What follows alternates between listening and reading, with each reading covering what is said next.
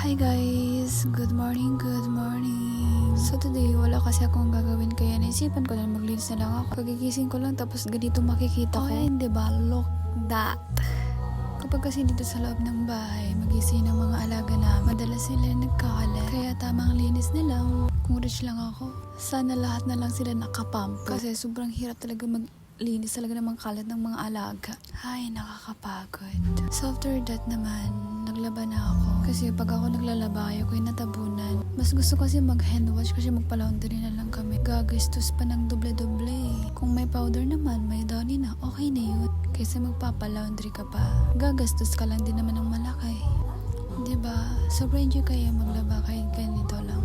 Worth it din yung pagod ko dito. Kasi minsan, mahal ko yung ginagawa ko. So habang naglalaba ako, nilagay ko yung aso namin. Pangalan niya ay Princess. Paano kasi tumakas kasi siya kanina. Kung saan ko siya hinahanap. Yun pala nakakalayo na pala dito sa compound namin. Naiiyak pa naman ako. Baka kasi pagalitan ako. Baka magagalit talaga yung amo talaga nito. Baka ako pa talaga yung sasakalin.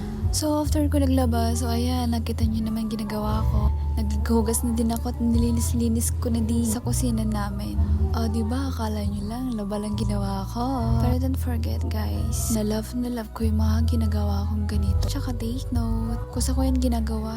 Ayaw ko kasi yung tipong inutos-utusan ako eh. Gusto ko yung kusa kong ginagawa, mga bagay, mga yan. Sa edad kong to, alam ko na dapat yung mga responsibilidad ko. So, ayoko na magkwento. So, dito na nga, nagwalis-walis na din ako ng konti kasi sobrang kalat. Kahapon, umalis kami. Pumunta kami ng bukid. Kaya pagka-uwi namin, ayan, nililisan ko na lang. Nakikita niya naman na sobrang hirap magwalis, diba? Ang sakit kayo sa likod. Buti sana kung may joke lang yun. Oh, diba? Pack. After dyan, lumipat naman ako dito. As you can see naman guys, super dumi, super kalat talaga. O diba? From this to this.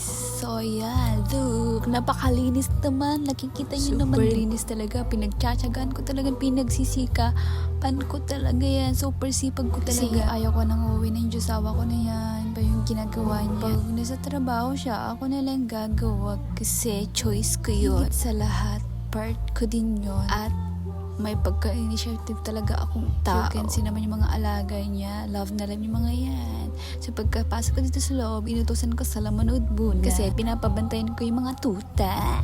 O diba? Super naiinis talaga ako dito sa asong to. Ma-attitude kasi yan kaya ganyan. Sana naiinis talaga ako dyan. Siya basta nangangagat talaga. Pero habang baby pa siya, tinuturuan ko na yan. O diba? Princess!